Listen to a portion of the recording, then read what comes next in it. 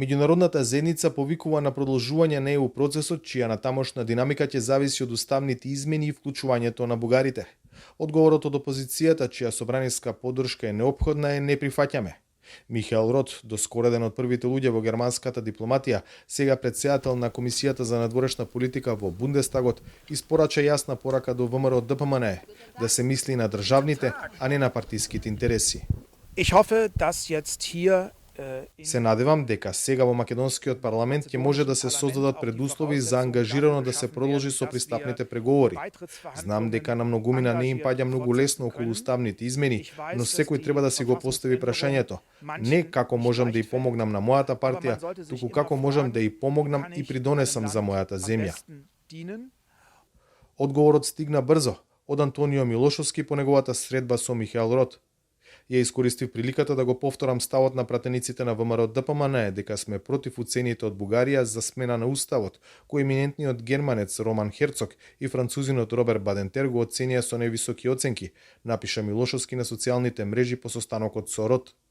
За промена на тврдиот став на опозицијата не помогнаа ниту изјавите на Рот дека од уставните измени зависи приближувањето кон Брисел, ниту уверувањата дека ЕУ е семејство на вредности во кое никој нема право да се меша во нечи културен идентитет.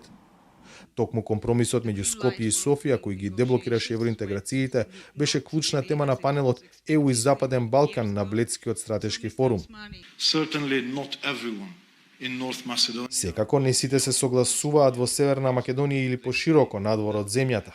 Велат дека моравме да платиме висока цена за почеток на пристапните преговори, но како што неодамна реков, времето ќе покаже дека оваа одлука била правилна, стратешка и уште еднаш покажа дека Северна Македонија покажува континуирана будност кон диалогот, кон културата на компромис, кон стратегиското одлучување и регионалната одговорност. На истиот форум во однос на регионот американската администрација порача дека корупцијата е еден од клучните проблеми и дека бранот иселувања не се должи на етничката нетрпеливост, туку на широко распространетата корупција. Вашингтон гледа и друг проблем во процесот на проширување на Унијата кон Западен Балкан.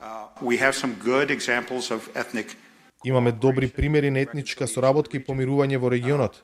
Би сакал да се надградиме на тоа. Она што не ни треба е Балкан со две брзини. Земјите од регионот кои се дел од НАТО да се движат многу побрзо, а останатите многу побавно. Во последниот период зачестија пораките на високи американски представници за корупцијата како сериозен проблем. Амбасадорката Кейт Брнс во вчерашниот јавен настап изјави дека владините лидери во земјава мора да одговорат на предизвиците поврзани со корупцијата, да продолжат со системските реформи кои ќе ги исполнат очекувањата на јавноста и ќе ги задоволат стандардите за членство во Европската унија. За Гласот на Америка, од Скопје, Владимир Мирчевски.